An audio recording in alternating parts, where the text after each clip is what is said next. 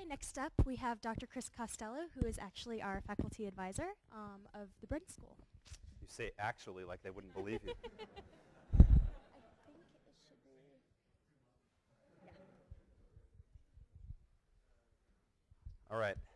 Thanks, everybody, for coming. It's really fun to see everybody here in the same room, and we sort of had meetings with most of you, but it's just great to, I really want to commend the group for putting this together. I think they've done an excellent job and kind of set a new standard for Bren group projects, and you're going to hear a little bit more about their group project research, I think is the last talk today. I also want to thank our two commissioners for taking time out of their busy schedules to come. I'm going to take a fairly narrow slice out of this problem, okay? And this is a paper that I've been working on partly with help from the group, but partly just kind of from a theoretical perspective, not really thinking about the Abalone co-op, but thinking about any co-op.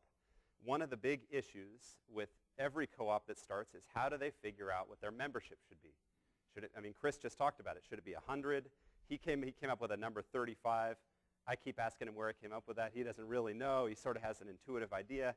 And so I started thinking, you know, I'm not really comfortable with my intuition, at least. His is probably better than mine, but I'm not too comfortable with my own intuition about what the right size is. So is there some kind of objective way that a co-op could think about what you might think of as the optimal membership size? Okay, and so I thought, well, you know, what do I know how to do? I can't get a wetsuit on and go diving, so I'll write a model to answer the question. And so that's what I'm going to share with you today, and it's sort of hot off the press. You know, just finally got some somewhat interesting results yesterday with Heather's help. And so I'm going to show you some of those results. I have no pretty pictures because I didn't have time to put together a pretty presentation. So let me try to motivate this. You know, overcapacity, whether you're talking about co-ops or any fishery, overcapacity is a leading challenge in fisheries. And I think Bob showed and other people have discussed this idea that, you know, fisheries could be a lot more profitable and in many cases more sustainable with smaller fleets.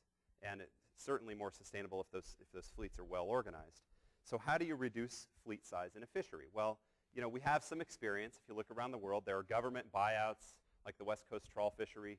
There are NGO, this is sort of a new model, but NGOs may buy fishing permits, or potentially, in theory, NGOs could buy ITQ permits or turfs or other things and really create sort of a market for conservation in the ocean. Those, you know, are sort of few and far between so far, but I think we should expect to see more of those in the future. The other way that most people don't think about as a method of fleet reduction is to use what people have called an ITQ, but any kind of assignment of rights where you allow trade and consolidation is going to potentially consolidate the fleet. And you don't have to do it externally. The government doesn't have to decide how many permits to buy. It just happens naturally by the market consolidating to some efficient size. So those are ways we've seen in the past in other fisheries.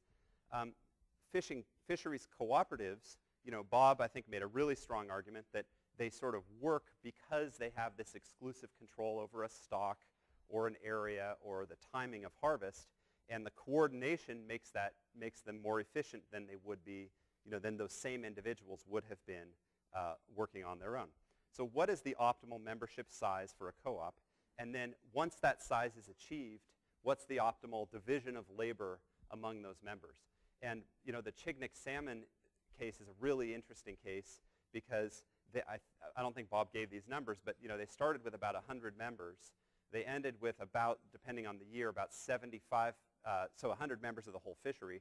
75 of those joined the co-op, but only something like 12 or 15 of those actually did the fishing. So the most efficient guys were assigned the task of fishing. The other guys did other things, but still got a share of the co-op. Okay, so that was one way to do it, but they consolidated in that way, and that's one of the things that made them more efficient. So here's the general setup I'm gonna use, and you know, you can have abalone in the back of your head, but I haven't used data from the abalone co-op. The idea is to develop a general approach for thinking about this problem of the optimal consolidation within a co-op, and I'm going to show you some numbers that are just very, very loosely based on, like the fact that I'm going to start with 100 members is sort of like what we see in the abalone case, but don't think of the numbers as as necessarily reflecting what would happen with abalone. The idea is that if you believe this model, or you believe that some version of this model is believable, then the idea would be to work with Chris and the CAA and others to try to apply this model to their data to try to answer the real question for them. Okay? So here's the setup. Just sort of imagine a theoretical fisheries cooperative with 100 members. Okay?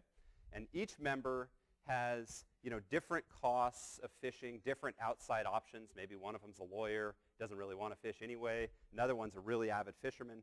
They have different skills. They have different interests in fishing. And so each values fishing differently. Okay? And that's got to always be the case. Now, maybe they're all pretty similar, but there's some heterogeneity. And I'm going to start with a base case where each member has an obligation, has a legal obligation as part of that cooperative to harvest one share of the catch. So 1/100th of the total allowable catch every year. So that's the base case I'm going to start with. And I'm going to ask the question, okay, suppose you mandated that was how they had to operate. Every member has to harvest exactly the same amount every year. There's never any way to consolidate. I'm going to use that as my base case. And then I'm going to ask, from the perspective of the cooperative, is fleet reduction desirable? How do you analyze that problem? What mechanisms can you use to reduce fleet size? How do they compare for efficiency, that is, the total benefits at the end of the day to the cooperative? And then how do they compare for equity? How do different members fare under different systems? Okay, so you might think, well, this base case is the most fair. I'm going to try to argue that it's actually not the most fair. And hopefully you're skeptical of that, and in the next 3 minutes or whatever Ariel's going to give me, I can convince you. Okay, what are the different mechanisms I'm going to analyze? And I'm sure there are others that we could dream up, and they're probably worth putting in the model. But so far, I've just looked at 5 things. The first is no trade is allowed. Every member has to catch their 1/100th. Okay, that's the base case. The second is I'm going to allow trades among members. So I'm a member. I have 1/100th. Chris is a member. He has 1/100th. And he says, come on, Costello, you're better in the classroom than in the water. Let me buy your share. And I say, it sounds good to me. We make a transaction, and now he has 2 shares, and I have 0 shares, okay, in that simple example. And there can be any trades among all 100 of us, okay? The third case I'm going to look at is exactly the same as the second case, except now we're going to say, well, Chris would have, bought out the entire fishery because he loves abalone so much. But we're going to put what I'm going to call consolidation cap. What's the most he could ever own of 5% or 8% or whatever the number is, and I'll show you the results for different levels of that cap. The fourth, okay, so here's the important thing about number 2 and number 3. Here's the key thing. After trading happens, and I'm going to be able to model who buys and who sells, okay? But after trading occurs, different members are going to have different shares. Like Chris might have 5%, I might have 1%. We aren't all going to have the same at the end of the day. But they would have all been voluntary trades, okay? Now, scenario 4 and 5 are going to depart from that. Under scenario 4 and 5, the whole co-op is going to get smaller in size, from 100 down to, say, 35, like Chris said. But in the end, every member of the co-op, all 35 guys, have the same share. Okay, and here are 2 ways that could happen. Number 4 is that the co-op says to all 100 members, they say, we're going to offer a buy price of P, like $30,000 or whatever the number is, for anybody's share. And anybody who wants to sell the share can sell for $30,000. The co-op coughs up the 30 grand. They get the permit and thereby consolidate the co-op. No, scenario 5, the last one I've modeled so far, is that instead of the co-op offering a price of $30,000, the co-op entertains bids. So I submit a bid to the co-op that says, well, I'd rather keep my lawyer job in New York City than have to go out to California and die for abalone. Here's my bid for $10,000. Will you buy me out for $10,000? And they're going to be able to accept bids of different prices. Okay? So I'm going to model all of these. How much time do I have, Ariel? Okay. So I'm going to model all these and just kind of give you a sense of the results from just a purely hypothetical example to try to convince you that this problem is answerable. I'm not trying to actually answer it for any one place yet, but to convince you that it can be done, okay? So what do you need to run this model? Well, you need estimates of fishermen's costs and sort of how they differ from one fisherman to another. And then use the model to predict, depending on the scenario, who's going to be the buyer, who's going to be the seller, what will the price be that they agree to. And we have really good economic models from other industries that I can use to do that. Who gains, who loses, and by how much. So how much would one member benefit compared to another member, for example. In any scenario, I can calculate the total economic benefit to the cooperative. And the key thing here is compare that to the base case where everyone has to fish their 1/100th. For any of those scenarios, I can say what's the optimal amount of consolidation? Is 35 the right number?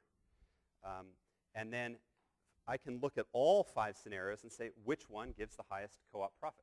So if the co-op wanted to have the highest profits at the end of the day, which of those methods would they pick, and how would they do the buyout? Okay. Okay. I can skip that. All right.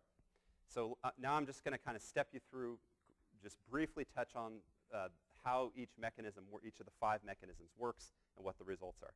So try to wrap your head around that first mechanism. We're all co-op members. We each have 1/100th share of the total allowable catch, and we aren't allowed to trade. We have to go fishing. So even the guy that's the New York lawyer has to go fishing. It may cost him money to go fishing rather than him benefiting, okay? So what I'm calling the high-value fishermen, they would like to harvest more than 1/100th, because they're good at fishing and they make a lot of money doing it. The low-value fishermen, the lawyers in New York City, would like to harvest less, but they're still obligated to fulfill, this obligation of the co-op. And so I've run that scenario under sort of a hypothetical distribution of fishermen's costs, and I've then normalized it to say that the total value of the co-op is $100, okay, just so we can compare the 100 to whatever number we get under different scenarios. So just kind of remember that $100 figure. And one thing we can do is we can look at how do the different fishermen fare under that. And of course, this will depend on how variable the fishermen are to begin with. But under this scenario, the sort of thing you can look at is, in this case, the best fisherman, this very first bar represents the best fisherman. He's about 90% more profitable than average. The worst fisherman is about 5% as profitable as average. So even though everybody's harvesting exactly the same amount, it's not like everybody's as well off, okay, because fishermen have different values for going out fishing. So that's the base case. The key thing to remember there is the $100 figure. Okay. Now, mechanism 2 is sort of like an ITQ, except it's completely within this cooperative. Okay, so all it says is, we're starting out, everyone gets their 1/100th share, but you're allowed to trade if you want to. There's no obligation to do it. No one's forcing anything on anybody. So now fishermen with a strong interest in fishing can, buy rights from a fisherman who doesn't really want to go fishing or who values it less. Okay? And so fishermen who want out can sell all or part of their share. And what you're going to end up with is fishermen with unequal shares. Okay? And you're also going to potentially end up with fewer than 100 fishermen. Now, here's a key insight. Total benefits to the cooperative have to go up. They can only go up in that case. And the reason is that the best fishermen, the ones that value it the most, are going to be the ones that end up fishing. So if the best fishermen are fishing, the co-op's going to make more money. So the first result is the co-op's going to make more money by allowing trade. And in this case, it goes up by a lot. And I didn't make up the example for this to happen. It just typically is the case that the benefits go up. So if you allow this trade, the co-op benefits went up. In this case, they went up about 50%, from 100 to 150. And in this particular case, you got quite a lot of consolidation, down to 15 fishermen. Now, I'm not saying that's going to happen in Abalone, but you can tend to get pretty significant consolidation. So without any outside entity saying you have to consolidate, it just happens because the efficient guys opt out, okay? Or purchase more permits. How much time do I have? You're at 14 minutes. Oh. Okay. Like another minute, maybe. All right. I'll quickly run through the next couple of mechanisms. So number 3 was the same, but with a consolidation cap. nobody can own more than 2%, 3%, 4%, and so forth. And what you find here is the key thing here is just look on the left.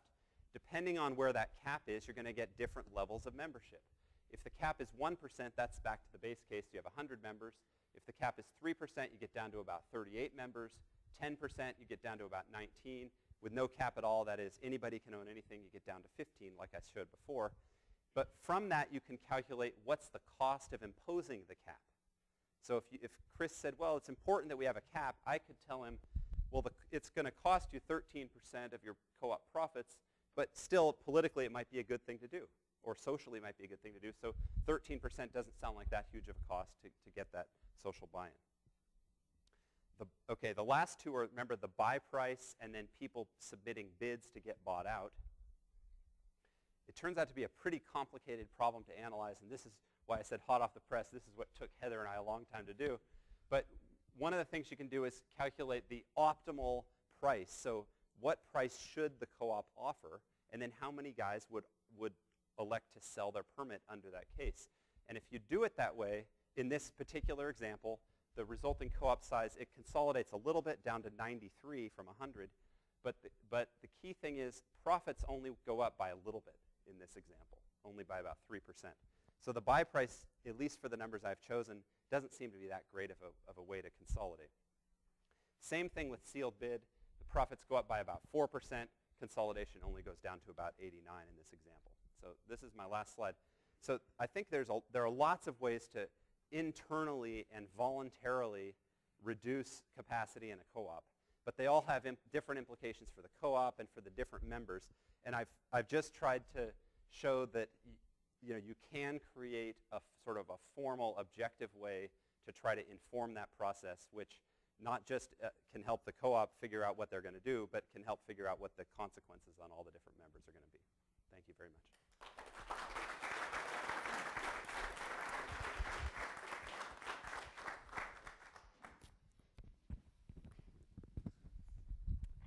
Steve.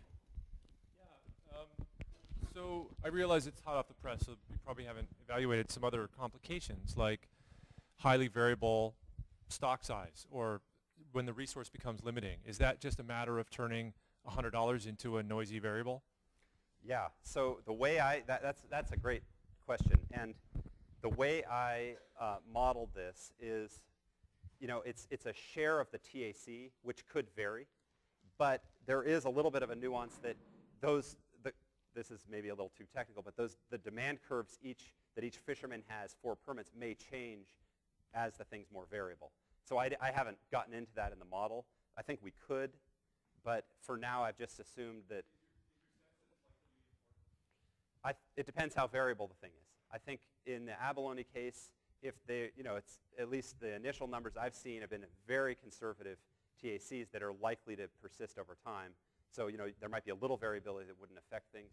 It would be worth looking into what would happen if it was highly variable, but I haven't gotten there yet. Yeah, Michael. Oh, the other Michael. Chris, can you talk about I understand the differences in economic value and efficiency among the different choices. What are the differences among those different scenarios from a conservation perspective? Okay. Presumably, for example, on the first one, not everybody's going to fish even if they have to, because the New York lawyer isn't going to fish no matter what, whether he has to or not, right? So well, there's some reduction in the fleet no matter what. Yeah. Okay, so I think there's I've actually assumed here that the same number of abalone are caught in all those cases. Okay, now, I think that what Dan would probably tell you from, Dan and Heather both, from their research from looking around the world, and also, actually, Chris quoted Eleanor Ostrom. Her work shows that if the fleet is too big, the thing tends to break down. You tend to get illegal harvest. The group isn't as cohesive. And so it could be the case that you could make an argument that the smaller that fleet is, the lower the harvest is going to be, even if the TAC is the same in all the different cases, because of illegal harvest and other things, incidental catch and stuff. So the short answer is I've assumed it's the same harvest in all the same TAC, and that it's executed in all those cases. Michael. Yeah, correct me if I'm wrong, if this theoretical notwithstanding, and specifically for abalone in the San Miguel case, the idea that the best fisherman will raise the value the highest as he gains TAC, or individual share, I'm not sure is correct, because the amount of abalones that we're proposing to capture and the amount of existing abalones is so great that there is no differentiation between the best fisherman and the worst fisherman. The best fisherman is a component of the race to fish. We've eliminated that race to fish. We're all fishing equally. We're harvesting equally, so there is no delineation. If I went to all 100 abalone fishermen who have a license, and I said, or let's say everyone in this room, and I said, how much would you be willing to pay to go, to go catch 1,000 pounds of abalone next year? They wouldn't all give me the same number. Correct. Okay, and that's all I'm saying, is that okay? And then I'm saying a second thing. I'm saying that you were saying the value to the co-op would go up. well, and let me just, and then the second thing I'm arguing is that if I said, okay, that's for the first 1,000 pounds, what about for the 10,000 pounds? And I'm arguing that every increment in the amount you're allowed to harvest, you'd have a different value than Chris, than someone else. And so, but look, even if they are the same, you can still use this model. Okay, you can still use this model. I've just sort of said I think it's likely that they're going to be different. Now, how different they are is a question I don't have a grasp on yet. Okay, thank you, Chris. Okay.